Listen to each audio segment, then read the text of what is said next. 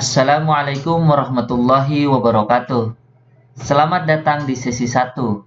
Pada sesi 1 ini, kita akan sama-sama mempelajari tentang konsep penggunaan media pembelajaran. Adapun tujuan dari mempelajari topik ini adalah, yang pertama, agar mahasiswa mampu menjelaskan pengertian media pembelajaran. Dan yang kedua, agar mahasiswa mampu menjelaskan perkembangan media pembelajaran.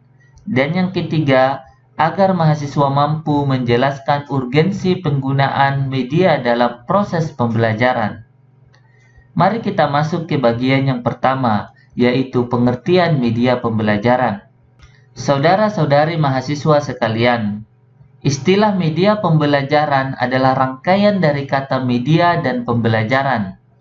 Oleh karena itu, kita bisa memahami makna dari media pembelajaran dengan memahami makna setiap kata yang merangkainya. Kata yang pertama adalah kata media. Apa itu media?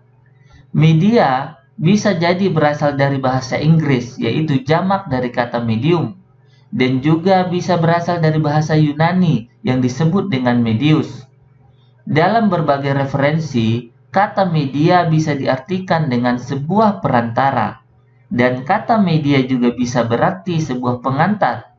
Dan di dalam kamus bahasa Arab kita juga mengenal istilah wasail ataupun wasilah yang merupakan sinonim dari kata media yang berarti adalah sebuah jalan. Sedangkan di referensi lain, media juga bisa berarti sebuah jalur komunikasi.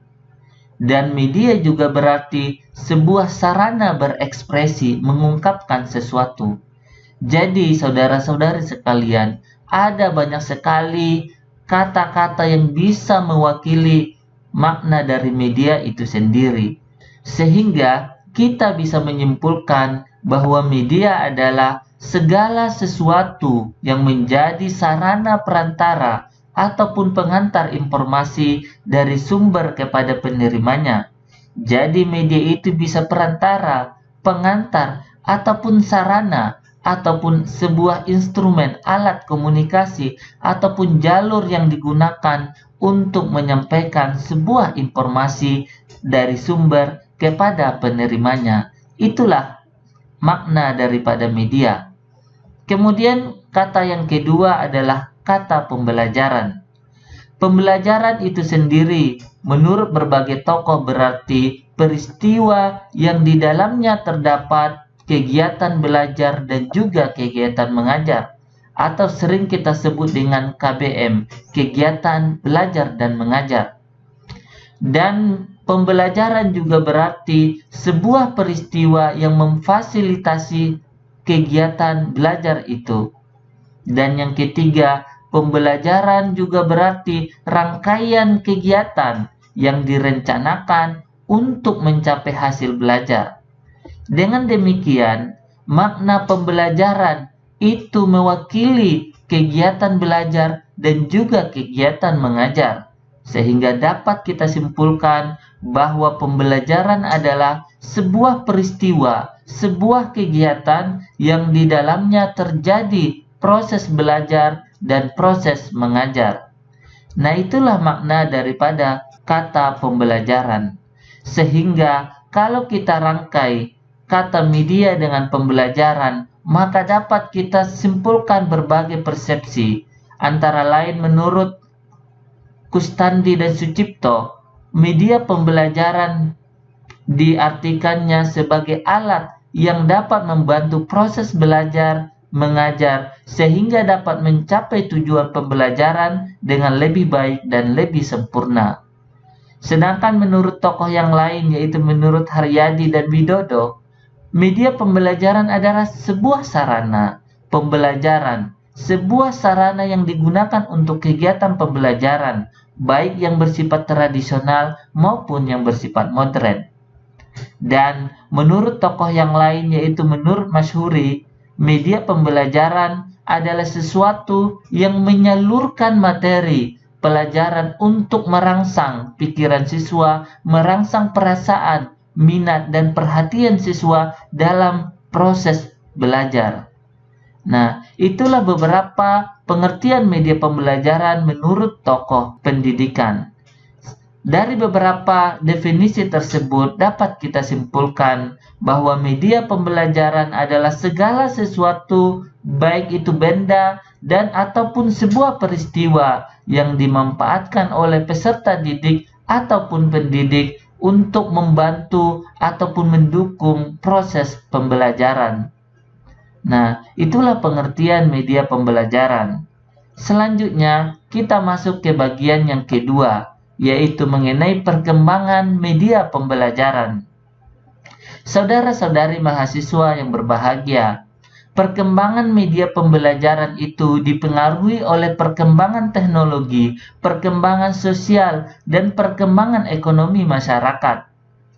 Dalam sejarah perkembangannya, pada tahun 1600-an, penggunaan media visual, media gambar untuk proses pembelajaran itu dipengaruhi oleh perkembangan teknologi percetakan ataupun surat kabar, di mana dengan bertumbuh pesatnya surat kabar, maka para guru mulai menggunakan gambar-gambar untuk mendukung proses pembelajarannya, sehingga ada sebuah gerakan yang dikenal dengan gerakan visual, ya.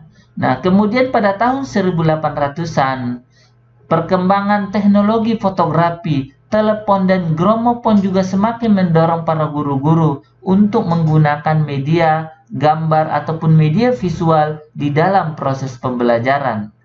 Dan pada awal tahun 1900-an Masehi, dengan ditemukannya radio, teknologi film, dan alat perekam, maka penggunaan media di dalam proses pembelajaran berkembang dari media visual ke media audio, sehingga para guru-guru, para pendidik sudah mulai menggunakan media audio, alat rekaman, dan media visual di dalam proses pembelajarannya.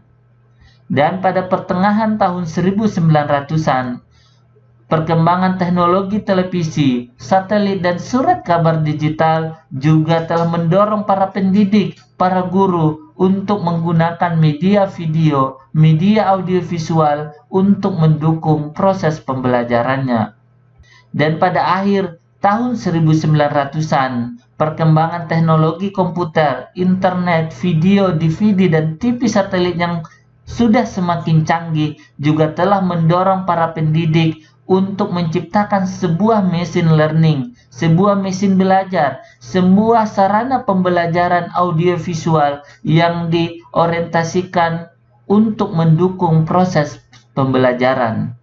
Kemudian, pada tahun 2000, teknologi multimedia telah semakin canggih, bahkan ia sudah menjadi bagian yang terkoneksi dengan jaringan internet, sehingga multimedia itu telah memberikan pengaruh yang besar terhadap kegiatan belajar mengajar siswa, di mana siswa dapat belajar secara mandiri menggunakan multimedia yang interaktif, yang dapat ia manipulasi dan dapat memberikan feedback terhadap perkembangan proses pembelajarannya. Di mana sekarang ini kita sudah mengenal yang namanya video interaktif, e-learning, sistem learning management system, dan multimedia-multimedia yang lain.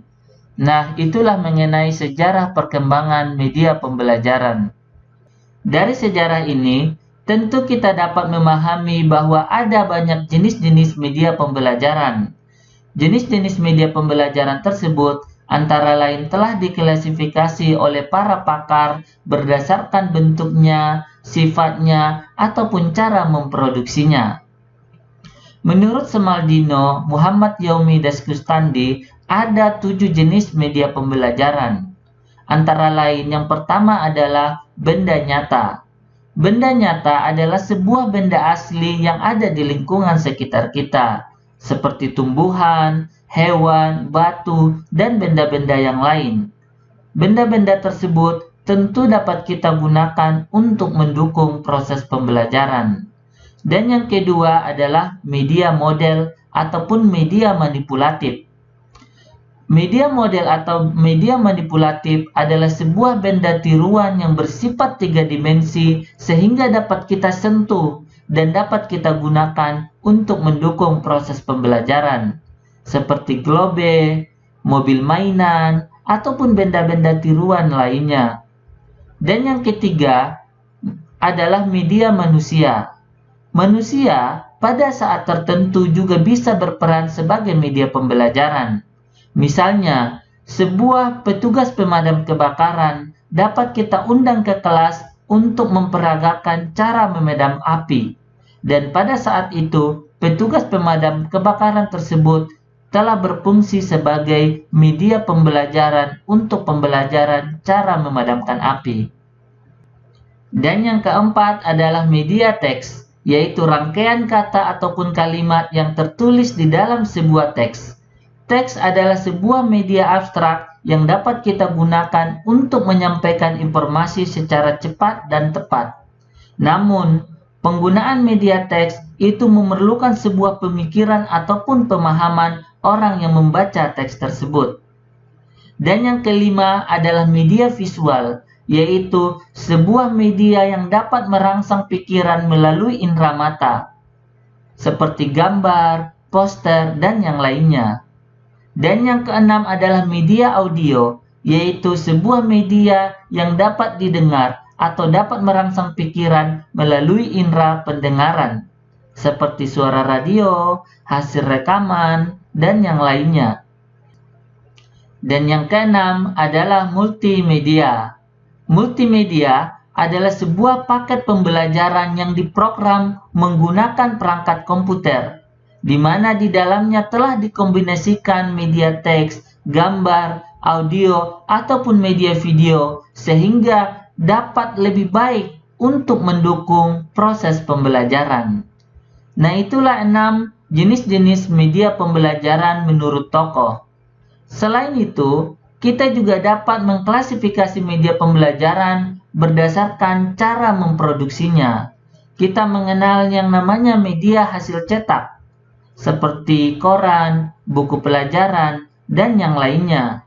Dan kita juga mengenal yang namanya media hasil audiovisual, seperti video atau interaktif video. Dan kita juga mengenal yang namanya media hasil komputer, seperti program komputer, aplikasi, ataupun website. Dan kita juga mengenal yang namanya media hasil gabungan teknologi, di mana kita mengenal yang media VR, virtual reality, atau augmented reality, dan jenis-jenis media canggih yang lainnya. Nah, itulah beberapa jenis dan klasifikasi media pembelajaran. Selanjutnya, mari kita masuk ke bagian yang ketiga, yaitu urgensi penggunaan media dalam proses pembelajaran. Saudara-saudari mahasiswa yang berbahagia, urgensi penggunaan media bagi pembelajaran antara lain dapat meningkatkan kemampuan pendidik dalam menyampaikan sebuah informasi. Misalnya, ketika seorang pendidik ingin menirukan suara kambing, maka tentu akan lebih baik ketika ia menggunakan rekaman dari suara kambing tersebut. Begitu juga ketika seorang pendidik ingin menunjukkan bagaimana proses terjadinya letusan gunung Merapi, maka akan lebih baik ketika ia menggunakan media video. Dan yang kedua, media juga dapat meningkatkan mutu pembelajaran, di mana media tersebut dapat mengurangi beban kognitif siswa, sehingga siswa akan lebih mudah memahami pelajaran, akan lebih cepat memahami pelajaran dengan menunjukkan media-media tersebut. Kemudian, media juga dapat memenuhi kebutuhan siswa. Sebagaimana kita ketahui, perkembangan kognitif siswa itu berjalan dari tahap ke tahap. Misalnya, siswa sekolah dasar masih berada dalam tahap operasional konkret, di mana dia membutuhkan benda-benda nyata, benda-benda konkret untuk dapat meresap atau mencerna sebuah informasi yang bersifat abstrak. Oleh karena itu, mata pelajaran yang bersifat abstrak seperti matematika misalnya harus menggunakan media visual yang bersifat konkret agar siswa dapat memahaminya. Kemudian, urgensi yang lain adalah untuk memenuhi tuntutan paradigma baru. Paradigma pembelajaran zaman sekarang itu adalah berpusat pada siswa. Tidak zamannya lagi guru ceramah terus-menerus dan siswa hanya mendengarkan. Tetapi yang harus diupayakan adalah siswa harus aktif mengembangkan kemampuannya, mengembangkan pengetahuannya melalui sarana-sarana belajar yang tersedia. Dan dalam hal ini, kita dapat menggunakan berbagai jenis-jenis media pembelajaran untuk merangsang kognitif, minat belajar, dan motivasi belajar siswa, sehingga siswa dapat belajar secara mandiri di bawah bimbingan guru. Selanjutnya, urgensi yang lain adalah untuk memenuhi kebutuhan pasar.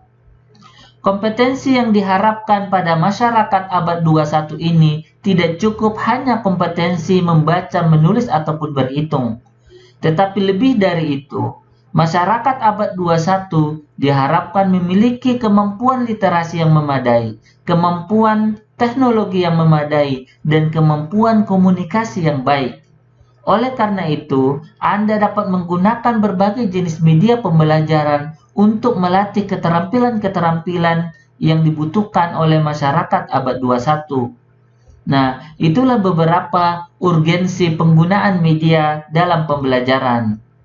Selanjutnya, mari kita diskusi melalui forum yang tersedia. Dan sampai jumpa di sesi yang kedua.